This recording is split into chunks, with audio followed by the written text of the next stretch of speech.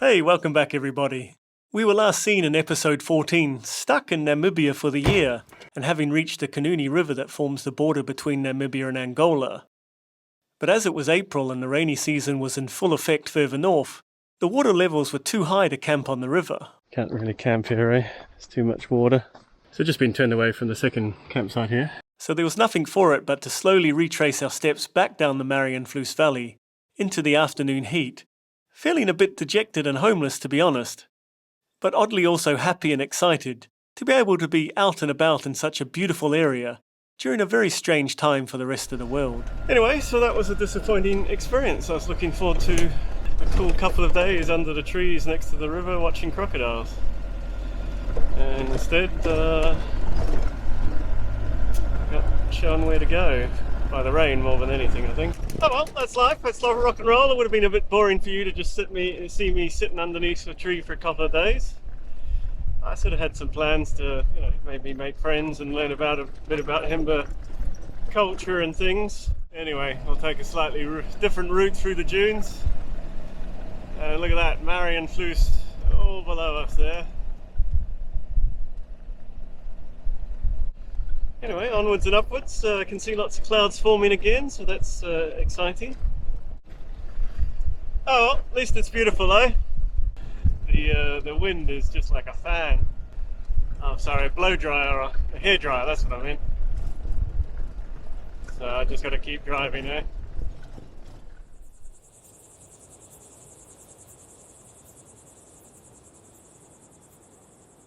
Apart from the wind, there's usually no other noise. It's a lovely quiet place to just sit and observe, to think and let your mind drift off in its own direction. The valley is about 70 kilometers long and is a wonderfully stunning place to gently putt up and down, perhaps even more so in an old landy with the windows down. It is especially prized and pretty because of the grass that grows in parts of it, a very valuable commodity in an area that is mostly sand and rock, allowing the Himba people to live here with their animals, and an ecosystem of wildlife in the wider area including leopard, cheetah, giraffe, ostrich and kudu. To the east there is a large series of undrivable rocky mountains. To the west a smaller but quite high mountain range, before largely sandy plains and dunes down into the Skeleton Coast National Park and the Atlantic Ocean.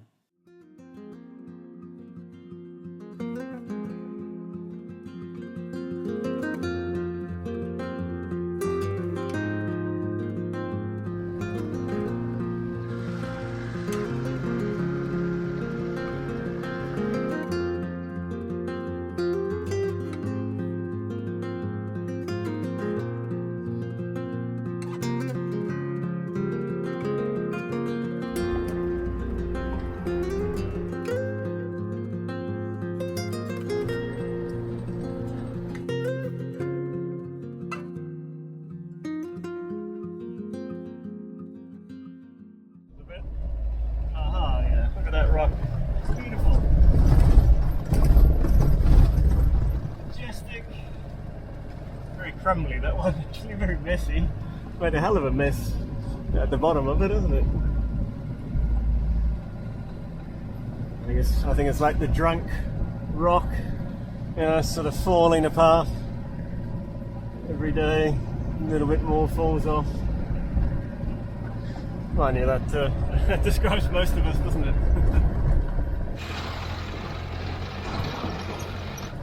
So the question is, where can we camp tonight?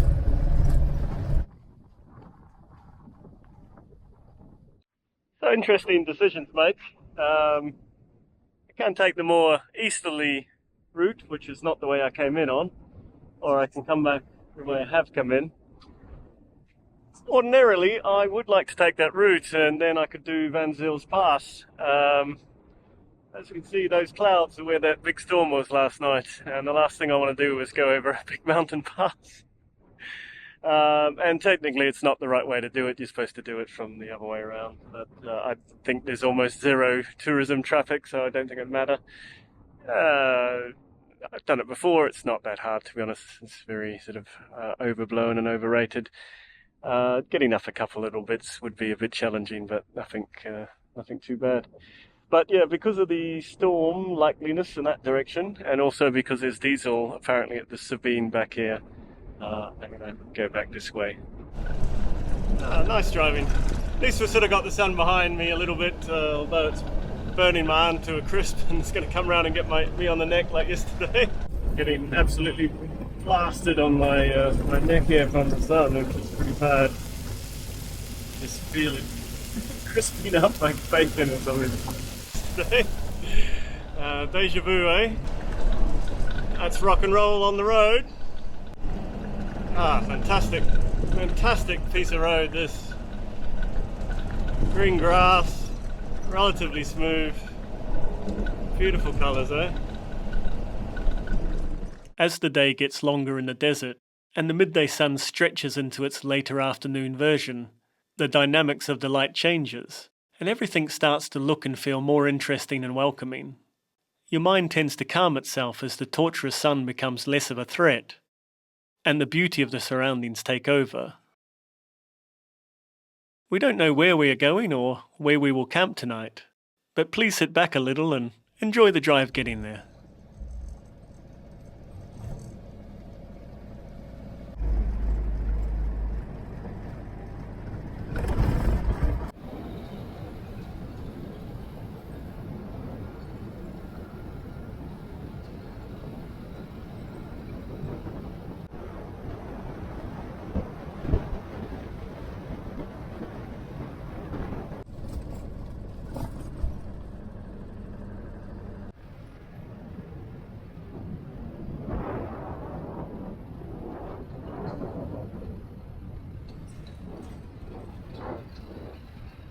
There we go. General dealers, petrol available.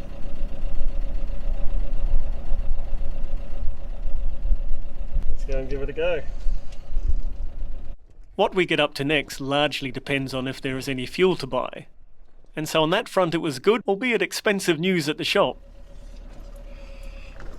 But as ever, there was a few obstacles to sort out before we were fueled up. Come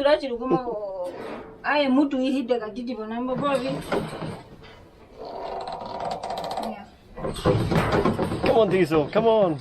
Come on, Diesel. Come on, Diesel. Go, you lazy Diesel. It's too hot, you see.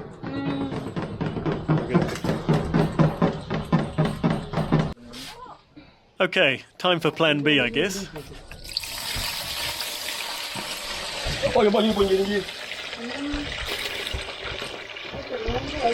Yeah, you hold and you go and film them. Okay. Can you hold while we are working? Yes. It's me. This is the best petrol station in Namibia. It's a Kapembe. Mama Nandu. Shall I put you on YouTube and then the whole internet can see you? Yes, put. What is the name of the shop? Okapembe shop. Okay. I have one question for you. Why does everything in the north of Namibia start with the letter O? Why? Yeah. I really don't know. What does O mean? Oh, Okapembe. It's come off. Oh, No, just save battery. Why we are using Okapembe? Ochinunga why? Amtangwa. Oshangati Okahao. My name is Toles. Toles? Yeah. Ah, okay. You're going to be famous on YouTube, okay? Right? On internet. Yeah. All right. You are from which country? I'm from a very small country called New Zealand, New Zealand. next to Australia. Alright. It's a long way away. If you start walking, Yeah. you will drown because you have to go through the ocean. Alright. You are on charge, don't worry. We will buy for you one beer because of good job. I have a lot of fun memories from visits to remote communities like this. They are usually very friendly and fun places to visit, even if finding a common language and understanding how things work can be challenging. Oh. You want me to do it or you want to do it? Oh, you have proper. Yeah. Ah, very professional. He's the strongest man here. Yeah. Good service you get at this petrol station. You even get a car wash as included in the price.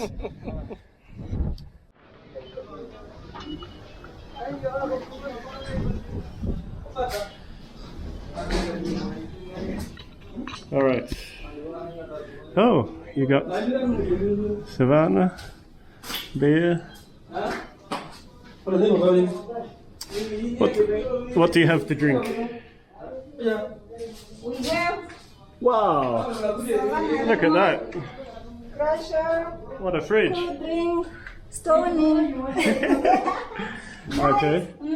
Do you have any beer? Beer. Yeah. We are not allowed to Ah, sell. not allowed to sell beer. They're big, eh? Spell for I'll me. take 4 of those. What is it? What is the name? Klaus. It's German, so I don't speak German. It's German. Klaus. Klasthal. Klausthaler. Oh my my Klausthaler. Yeah. Klausthaler. Number Okay, so 4 of those, please. 4? 4 of them. 4, yes. A good fun end to the day. So I came back to what they call a Sabine or Sabine, which is a sort of local shop. And it's a lot of fun actually. They luckily had some diesel, only about 40 litres, and we had to get it out of a big huge 80-gallon drum. But it's no problem, we poured it into a dishwashing bowl and then siphoned it into a jerry can, and then pumping all the diesel through from the secondary tank into the main tank. It goes through an extra fuel filter and sedimenter then. So it looks pure and clean. And so the good news is I've got 35 to 40 litres, depending on how much was spilled and actually filled up. So that's enough to sort of continue with a bit more putting around Marienfluss tomorrow. They also pointed me just away from the shop. There's a big tree. There's a lot of Himba people here, obviously living. They've got houses and so forth. They told me there is a water pump. But they've only had 1 day of rain, which is about a month ago. That's why we've got a little bit of green. So this grass is particularly good at growing if it only gets 1 day of rain a month ago and it's still green. It was fun, you know, nice people. I find Himba sort of a bit rough and ready, which, you know, they're not going to be sort of a Michelin starred restaurant type people. But yeah, good hearts, good sense of adventure and fun.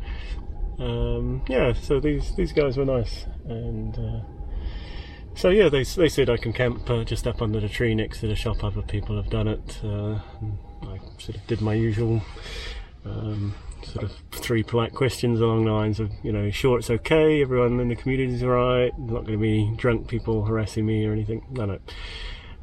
So that should be fine. They also assured me that the lightning was going to stay over on that ridge tonight, like it did last night.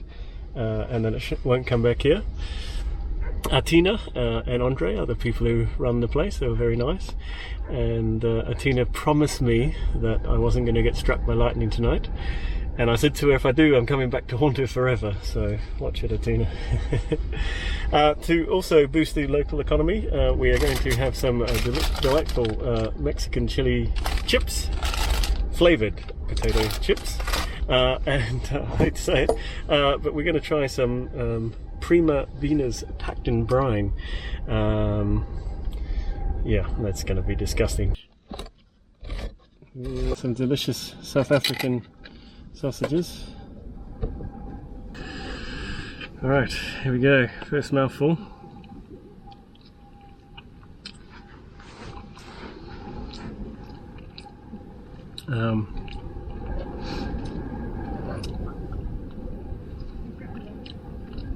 Tastes like sawdust with a little bit of meat added.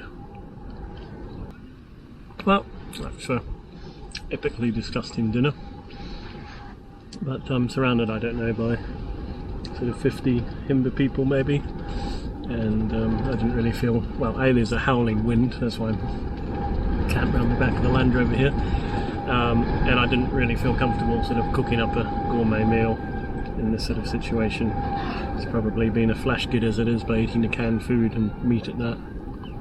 One of the reasons I don't often accept invites to stay in villages and so forth is because, you become the centre of attention and it's not what you always want. You're tired.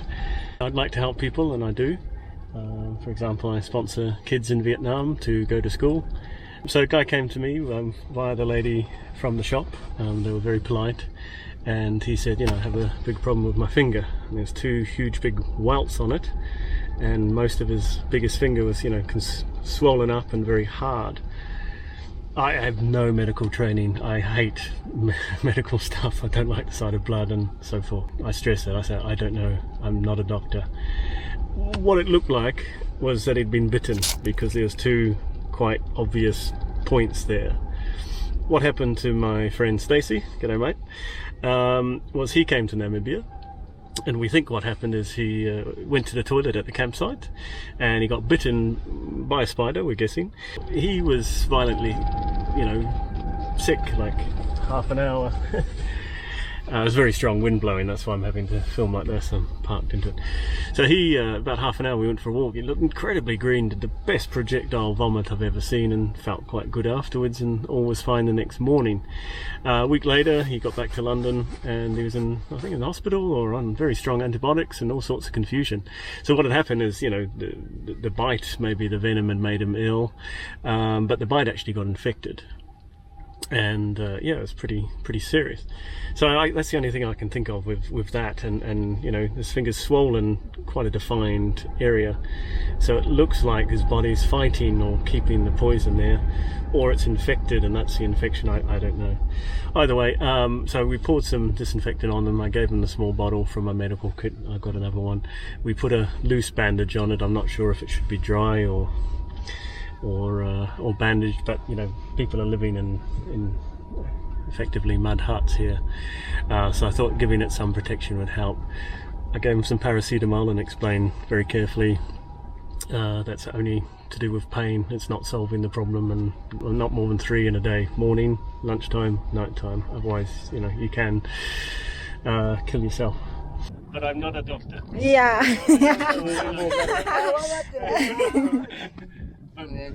The main thing I did was stress 20 times he needs to go to the doctor. The doctor's 340 kilometres away. It's a full day's drive. Costs $200 each way. So that's $400 in a country where people make between 50 and 150 a day in the city in a job. There's not much happening here job-wise. So anyway, so I said to him, there's possibly a car coming tonight with more diesel. So I said to him, if it comes, I'll pay for the ride both ways and a bit of food and things like that. The hospital is $5, so that's not bad, and apparently if you need to stay in the hospital you can, and things like that. So maybe it cost me whatever, 30 or 40 quid or something, but I reckon the guy can lose his finger if he doesn't get to a hospital. So he's going to come first thing in the morning. We took a picture of it to see how big the infection was along his finger, and we're going to check first thing in the morning to see if it's got bigger or smaller. It's hard. I mean, I'd love to help, and then of course I had 4 old guys come up and the village elders, and all got aches and pains. I had to really be strong and say, look, I'm not even going to start a conversation because I could do more harm than good. And all I've really got, some Lemsip, Strepsils and paracetamol. So politely sort of said I've only got cuts and bruises and painkillers, and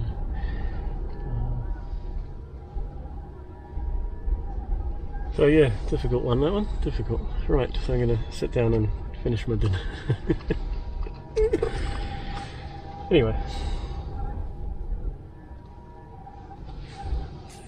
In between eating my gourmet sausages and playing nurse, I hadn't noticed that fresh meat was available, as they had slaughtered a goat under this tree. So I popped over to buy some for the following day, as anything was better than a repeat of the sawdust sausages. So a whole goat is 600, and his family of 10 children and parents have about 100 goats. Each year they lose about between 10 and 20 to just natural causes of disease and heat stroke and lack of water and things. So he's just killed a goat in the tree over there, and the villagers sort of all come in if they can afford it. A fairly decent sized piece goes for about 50 Namibian dollars, so at the moment that's £2. People make their money here from goats, from cows, and selling jewellery to tourists. The tourism industry is minuscule here by sort of any international standards, but it's taken off in comparison to say 10 years ago, when it was just the odd lone, nutter like me, a bunch of hardy South Africans who liked 4x4 and things like that. But yeah, felt very welcome, very very friendly, very nice people. It just helps so much when you can communicate. If one or two people speak good English, you have to speak kind of formal English. Don't make any jokes. Don't do any subtlety or satire or anything. If you're going to make a joke, it has to be using normal English. So, for example, the woman who was filming me doing the medicine, she afterwards said, "I've got this strange thing on my shoulder. It looked just like some sort of mosquito bite or something." So I got a pair of scissors and knife I had and said, "Oh, no problem, I can fix it for you," with a big smile. And everyone laughed. So that sort of joke works. But you can't sort of play on words or use double meanings or things. But yeah, no, very nice, very friendly. What was interesting, I asked about leopard, lion, hyena. They said no, nothing in this whole area. It's all been killed or removed by them. I think in the next valley over, sort of north of Blue Drum, he said there's some cheetah, what they call brown hyena, which are quite sort of, in his words, smaller. I call them the hippie homeless hyena because they look so terrible. It looks like they're, vagabonds living on the streets because their coats always sort of ragged and bits falling off and things like that. What I'm seeing is every family's got their little fire going. They've bought their goat meat and they're sort of boiling it. I think over here they seem to boil it, but they had a wire mesh on top of the pot, so it's almost like steaming the goat. Other people just boiling it in pots. So. But yeah, no, very friendly. They seem very okay with me being here. I'm sort of a curiosity, a bit strange. Which oddly is how most people back home see me as well. I really hope you've enjoyed the day travelling with me. It's time to hit the roof tent now and enjoy the hopefully lightning-free silence of night in this friendly Himba village. Tomorrow, we will be up early to explore more of the stunning scenery, and I really look forward to continuing the journey with you in the next episode.